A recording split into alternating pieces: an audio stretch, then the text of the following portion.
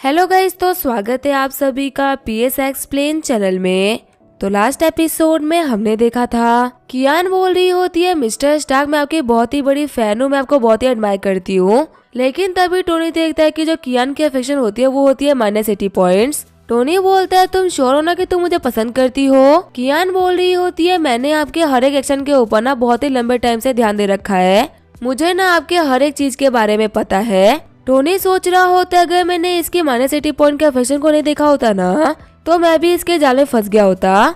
सच में ये तो इतनी कमाल की एक्टर है ना कि इसको तो ऑस्कर देना चाहिए। वैसे अगर इसकी अफेक्शन -80 पॉइंट्स है ना, इसका मतलब क्लियर है कि मेरी दुश्मन है। तभी ऑफिस के अंदर जूही एंटर कर जाती है। जूही बोल रही होती है कियान तुम यहाँ पे। टोनी बोल रहा होता है क्या तुम दोनों एक दूसरे को जानते हो।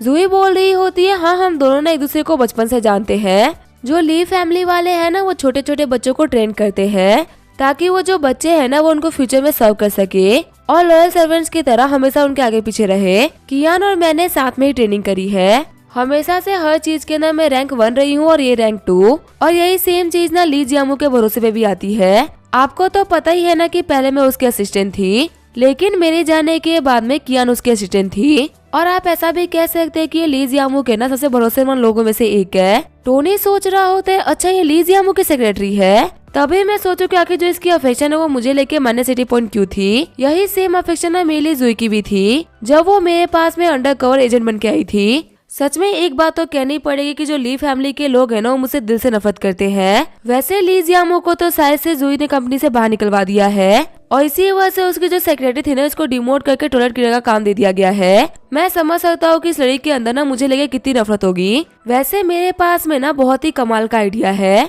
अगर मैं शेंटियन ग्रुप को इस लड़की को कंट्रोल करने के लिए दे दूं तो एक दुश्मन के हिसाब से मेरी कंपनी को डिस्ट्रॉय करने का ट्राई करेगी। और अगर मैंने इसको यहाँ का चेयरमैन बना दिया तब तो पक्का से इस कंपनी को डिस्ट्रॉय कर ही देगी और उसके बाद में ये मुझसे पैसे मांगेगी। मुझे दिख रहा है कि जो लड़की है ना कियान, ये मेरे लिए पैसा कमाने का बहुत ही कमाल का मौका बन सकती है।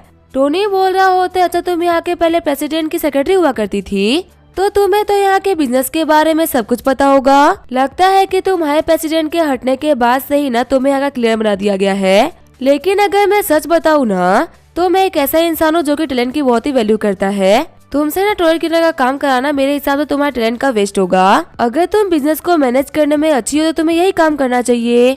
वैसे एक सेक्रेटरी के तौर पे तुमने हमेशा पीछे रह के ना जिम्मेदारी को संभाला होगा। कैसा रहेगा कि मैं तुम्हें फ्रंट फुट पे खेलने का मौका दूं? तुम दिखा पाओगे आगे तुम्हारे पास में कितना टैलेंट है और तुम क्या कर सकती हो। कियान मैं तुम्हें ऑफर करता हूँ, क्या तुम सेंटियन ग्रुप की प्रेसिडेंट बनना चाहोगी? टोनी की बातों को सुनते हुए कियान एकदम शॉक्ड हो गई होती है। कियान सोच रही होती है मैंने सही सुना ना, ये मुझे कंपनी का प्रेसिडेंट बनाने का सोच रहा है। जूही सोच रही होती है बॉस यहाँ पे सोच के आया था कि आखिर उनको अगला प्रेसिडेंट किसे बनाना है। अगर वो कियान से पूछ रहे हैं तो डेफिनेटली वो मजाक तो करने ही रहे होंगे, लेकिन मुझे ऐसा क्यों लग रहा है कि बॉस यहाँ पे कोई बहुत ही बड़ी गलती कर रहे हैं। ये जो कियान है ना ये हमारे लोगों में से नहीं है और अगर सच कहो तो ये भरोसे के काबिल भी नहीं है। मैंने कियान के साथ में ट्रेनिंग करी है और मैं इसको काफी सही तरीके से जानती हूँ। ऐसे ही जो इसके अंदर ली फैमिली को लेके लॉयल्टी है ना उसको ये छोड़ने वाली तो नहीं है। मुझे याद है कि स्टार्टिंग में जब मैं अंडरकवर एजेंट थी ना तब बॉस मेरे ऊपर भी काफी सारा फेवर कर रहे थे और मुझे पता है कि जो भी बॉस कर रहे हैं वो ली जियामू तो नहीं कर सकता। लेकिन जब तक मेरा फेस खराब नहीं हुआ और ली जियामू मेरे को मारने तक भी नहीं आया तब तक मुझे भरोसा ही नहीं हुआ कि वो मेरे साथ में ऐसा कुछ भी कर सकता है। अगर मेरे लॉयल्टी को टूटने में इतना टाइम लग गया तो इसके हिसाब से उसने कियान के साथ में तो कुछ भी नहीं करा। मैं गारंटी कर सकती हूँ कि कियान अभी भी यहाँ पे ली जियामू के लिए काम कर रही होगी। और हमारे जो बॉस है ना मिस्टर टोनी स्टार्क, वो दिल के बहुत ही साफ है, वो कभी भी किसी के ऊपर शक नहीं करते। वो सिर्फ बिजनेस एस्पेक्ट के हिसाब से बोल रहे थे कि इसने बिजनेस को संभाल रखा है, इसी वजह से बिजनेस को संभाल सकती है। लेकिन उनको नहीं पता कि अगर ये ली फैमिली की स्पाई हुई तो सब कुछ डिस्ट्रॉय कर देगी। मुझे कैसे भी करके बॉस को प्रोटेक्ट करना होगा ताकि उनको किसी भी तरीके का कोई भी लॉस ना हो। जूही बोल रही होती है बॉस आके आप इतनी जल्दी क्यों कर रहे हो? मैंने प्रेसिडेंट के लिए ना बहुत सारे लोगों को चूज करा था और रिकमेंडेड कैंडिडेट्स की ना मैंने एक लिस्ट बना रखी है। ये सभी वो लोग हैं जो कंपनी के बिजनेस के बारे में सब कुछ जानते हैं और इन सभी के ऊपर ना हम लोग आंख बंद करके भरोसा कर सकते हैं। प्लीज आप ना एक बार इन लोगों को भी देख लीजिए, क्या पता आपको इनमें से कोई पसंद आ जाए। इतनी जल्दी एक प्रेसिडेंट को चूज करना सही नहीं होगा। और अगर कोई इंसान एक बार सेक्रेटरी रह चुका है ना तो इसका मतलब ये नहीं है कि उसको बिजनेस के बारे में सब कुछ पता होगा। हो सकता है ना कि उसको बिजनेस के अफेयर के बारे में ना पता हो। टोनी बोल रहा होता है तुम कुल मिला के यही कहना चाहती हो ना कि मेरा जो यहाँ पे डिसीजन है वो सही नहीं है और तुम्हें मेरे डिसीजन के ऊपर बहुत ही शक है। और जो आके तुम ये बात कैसे बोल सकती हो कि सेक्रेटरी को बिजनेस के बारे में कुछ पता नहीं होता। तुम भी मेरे चूज किए गए कुछ लोगों में से ना एक हो और तुम तो मुझे कहीं से भी किसी से कम नहीं दिखती। मुझे इस तरीके से जाने के बावजूद भी तुम्हें डिसीजन के ऊपर शक कर रही हो। जूही बोल रही होती है नहीं बॉस, मेरे कहने का ना वो मतलब नहीं था।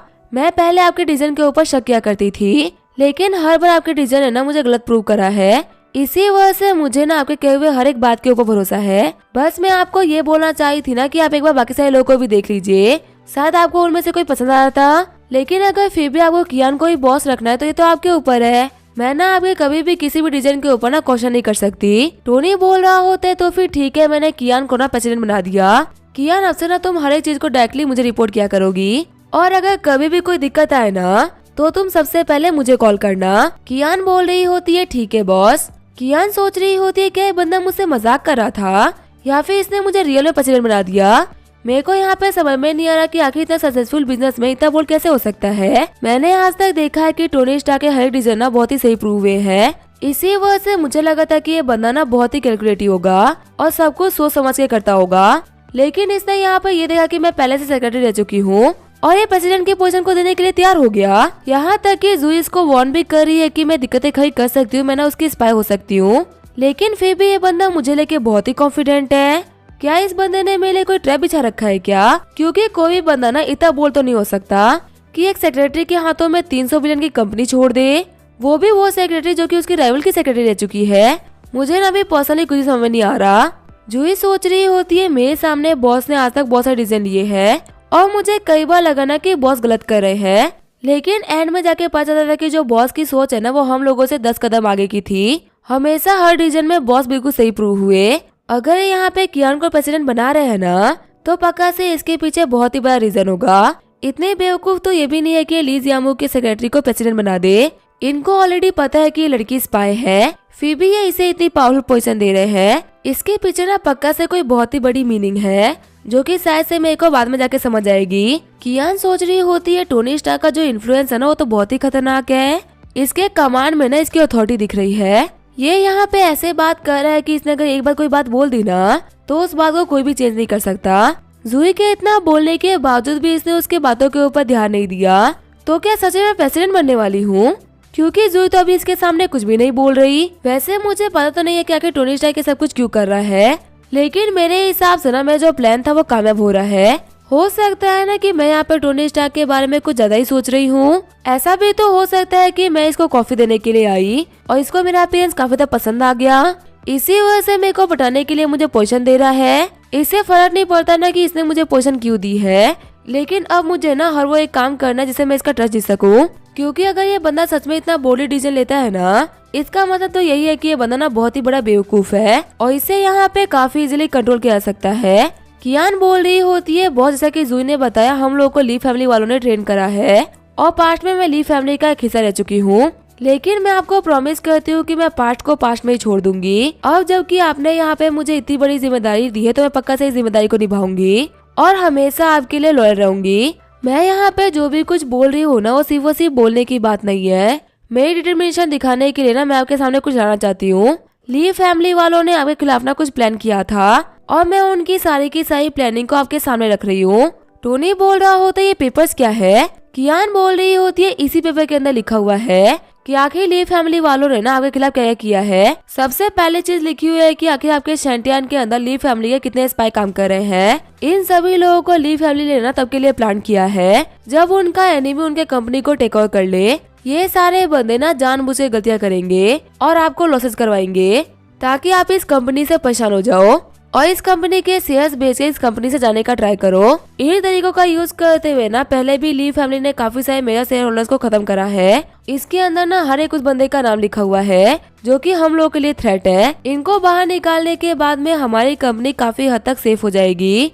टोनी और जूही सोच रहे होते हैं आखिर लड़की क्या कर रही है, क्या है यहाँ पे अपनी लॉयल्टी की प्लेज ले रही है। कियान बोल रही होती है इसके अंदर ना कुछ तरीके लिखे हुए हैं जिसका यूज करते हुए सेंटियन कंपनी के अंदर से पैसा बाहर निकाला जा सकता है। अभी भी ली फैमिली के काफी सारे ऐसे स्पाई हैं जो कि इस कंपनी के ना बहुत ही बड़े बड़े पोजीशन में बैठे हुए हैं और अभी ना वो यही बैठ के ट्राई कर रहे होंगे कि आखिर वो कैसे पब्लिक फंड को ना खुद के लिए यूज कर सके और हमारी कंपनी के एसेट्स का भी ना मिसयूज करे। वो अंदर से ना कंपनी को खोखला करने का ट्राई करेंगे ताकि आप बिल्कुल भी रजिस्ट कर ही ना सको और ये वो लोग तब तक ही करेंगे जब तक कि आप ओनर हो। जैसे आप ओनरशिप को हटा दोगे ना वो फिर से लॉयल हो जाएंगे, सच चीजों को उसकी जगह पे रख देंगे। जूही सोच रही होती है सच में बॉस ना एक ट्रू जीनियस है। मुझे लगा ही था कि 10 कदम आगे की सोचते हैं।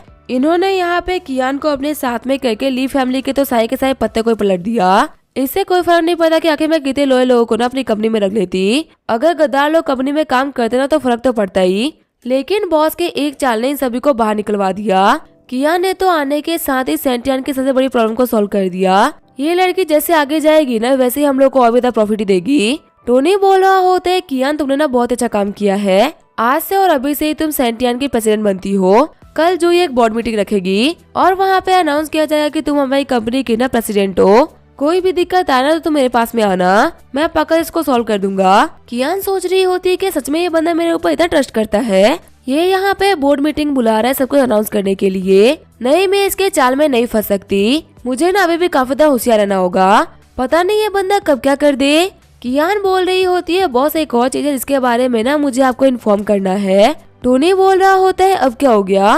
कियान बोल रही होती है बॉस आपकी जो बहन है ना वांग, उसने अभी जियालोंग कंपनी के साथ में कॉन्ट्रैक्ट को साइन करा है और ये बात ना भले ही दुनिया को नहीं पता, लेकिन जियांग कंपनी सेंटियन कंपनी के अंडर में ही आती है। जिस कंपनी के अंदर आपकी बहन काम कर रही है ना उसको हांगकांग की डू फैमिली प्रोड्यूस कर रही है। आपकी जो बहन है ना वांग, उसके ऊपर डू फैमिली के यंग मास्टर की नजर थी, इसी वजह से उसने पार्टी के अंदर वांग को बुलवाने का ट्राई करा था। लेकिन आज सुबह ही ना एक बहुत ही शॉकिंग न्यूज सामने आई। सुबह जो फिल्म सिटी की लोकेशन थी ना वहाँ पे डू सावई मरा हुआ पाया गया। सभी लोग कह रहे हैं कि लास्ट टाइम ना उसको आपकी बहन वांग के साथ में देखा गया था। डू सावई तो मर चुका है, लेकिन जो वांग थी ना वो गायब हो चुकी है। उनके बारे में किसी को भी कुछ भी नहीं पता। पुलिस का ना अभी आपकी बहन वांग के ऊपर बहुत ही बड़ा डाउट है कि डू सावई को मारने वाला और कोई नहीं बल्कि आपकी बहन वांग ही है और डू सावई को मारने के बाद में आपकी बहन वहाँ से भाग गई है। टोनी सोच रहा होता है क्या वांग किडनैप हो चुकी है। लगता है कि मैंने उसके ऊपर ध्यान न देके बहुत ही बड़ी गलती कर दी। वैसे मुझे पता है कि आखिर वांग कहाँ पे है, उसको कौन लेके गया है। जल्दी उन लोगों का ना कॉल भी यहाँ पे आता ही होगा। जूही बोल रही होती है बॉस ये सारी की सारी ना मेरी ही गलती है। मुझे आपकी बहन की सिक्योरिटी के लिए ना बॉडीगार्ड्स को अरेंज करवा देना चाहिए था। मैंने अपनी रिस्पॉन्सिबिलिटी को ना सही तरीके से नहीं निभाया। प्लीज आप मुझे पनिश करिए, मेरी वजह से आपकी बहन की जान खतरे में है। टोनी बोल रहा होता है देखो जू, इसमें ना तुम्हारी कोई भी गलती नहीं है। अगर तुम वांग के साथ में बॉडीगार्ड से भेज देती ना, या फिर यहाँ तक कि तुम टॉप लेवल के फाइटर्स को भी भेज देती तो भी कुछ भी नहीं होता। जो लोग यहाँ पे वांग को टारगेट कर रहे हैं ना वो लोग कोई नॉर्मल लोग नहीं है। और अगर मैं सच बताऊँ तो उन लोगों का टारगेट वांग है भी नहीं। उन लोगों ने वांग को सिर्फ और सिर्फ इसी वजह से किडनैप किया है ताकि वो लोग कैसे भी करके मेरे तक पहुँच सके। और मैं इस बात को लेके श्योर हूं ना कि वो लोग मेरे तक पहुंचने से पहले वांग को कुछ भी नहीं करेंगे। टोनी सोच रहा होता है डार्क वेब वालों, तुम लोगों ने ना लिमिट को क्रॉस कर दिया। तुम लोगों ने मेरे साथ में बहुत कुछ किया था, लेकिन मैंने उन सभी का बदला प्यार से ही लिया था। तुम लोगों ने मेरे ऊपर अटैक करवाया और मैंने तुम लोगों के बंदों को मार डाला। तुमने मेरे लोगों को मारने का ट्राई किया और मैंने तुम लोगों की सारी खोल के रख दी। लेकिन अब ना तुम लोग मेरी फैमिली के ऊपर आ रहे हो। तुमने यहाँ पे मेरी फैमिली को इन्वॉल्व करके ना बहुत ही बड़ी गलती करी है। अभी तक मैं यहाँ पे जो भी कुछ कर रहा था वो मजाक में कर रहा था, लेकिन अब मुझे यहाँ पे रूथलेस होना ही होगा। लगता है कि मैंने तुम लोगों को हल्के में लेके ना बहुत ही बड़ी गलती कर दी। जिस टाइम में तुम लोगों ने मेरे ऊपर पहला अटैक किया था ना, उसी टाइम पे मुझे तुम लोगों को खत्म कर देना चाहिए था। मैं यहाँ पे शो नहीं करा, लेकिन अगर मेरी बहन के बॉडी के ऊपर एक खरोच भी आया ना तो मैं पूरे के पूरे डार्क वेब को ही खत्म कर दूंगा। और मेरे लिए सब कुछ करना बहुत ही आसान है। मैं अपने घर से भी नहीं हिलूंगा और पूरा का पूरा डार्क वेब भी खत्म हो जाएगा। तभी जो टोनी का फोन होता है वो रिंग करने लगता है। मिस्टर एक्स बोल रहा होता है टोनी स्टार्क कैसे हो। मैं डार्क वेब से मिस्टर एक्स बात कर रहा हूँ। मुझे बताते हुए ना बहुत ही दुख हो रहा है कि तुम्हारा प्यार नोरा और तुम्हारी बहन वांग मेरे कब्जे में है। टोनी सोच रहा होता है इन लोगों ने वांग को किडनैप किया तो सेंस बनाता है। अगर ये लोग मुझे वांग के लिए कभी भी आने को बोलेंगे ना तो मैं चला जाऊंगा, लेकिन ये लोगों ने नोरा को किडनैप किया तो कोई सेंस ही नहीं बना रहा। अगर इन लोगों ने मेरे बारे में लड़कियों के बारे में सर्च करा तो क्या इन लोगों को सिर्फ और सिर्फ नोरा के बारे में ही पता चला? क्या बाकी लड़कियों के बारे में इन लोगों को पता नहीं चला? अगर इन लोगों ने नोरा को छोड़ के किसी और को किडनैप किया होता तो मैं उसके लिए दौड़ते हुए चला जाता, लेकिन चलो छोड़ो यहाँ पे वांग की बात है, तो मुझे इन लोगों से प्यार से बात करनी होगी। टोनी बोल रहा होता है देखो यहाँ पे फालतू बातें करने का ना कोई फायदा नहीं है, ना ही इतने खाली तुम और ना ही मैं, जो कि हम दोनों पे बैठ के फालतू बातें करें। तुमने मेरी बहन को किडनैप किया है, इसके पीछे का पर्पस क्या है? मिस्टर एक्स बोल रहे होते मिस्टर स्टार्क तुम्हें तो पता है ना कि तुमने मुझे कितना दुख दिया है। हमारे जो हेडक्वार्टर के सीनियर्स है ना उन्हें तुमसे कुछ बात करनी है। मैंने तुम्हें इसी वजह से कॉल किया था क्योंकि तुम्हें हमसे मिलने के लिए ना उसा आना होगा। आगे की बात न्यूयॉर्क उसा में करेंगे। अब इसका क्या होगा हम देखेंगे नेक्स्ट एपिसोड में। तब तक के लिए वीडियो देखने के लिए थैंक यू।